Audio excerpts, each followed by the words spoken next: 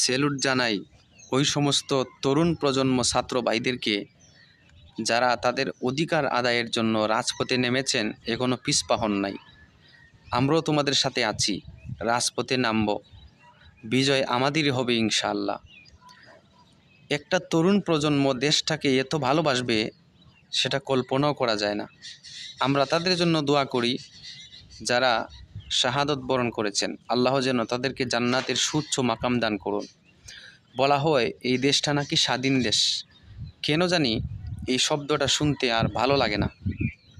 কি করে বলতে পারি আমার দেশটা স্বাধীন দেশ, যেখানে আমি দিনের বেলা স্বাধীনভাবে বের হতে পারি না, ভয় থাকে, যেখানে রাতের বেলা আমি ঘর থেকে বের হতে পারি না, আমার ভয় থাকে কি জানি কে আক্রমণ করে, কে জানি আমার হাত থেকে কিছু ছিনিয়ে নেয়।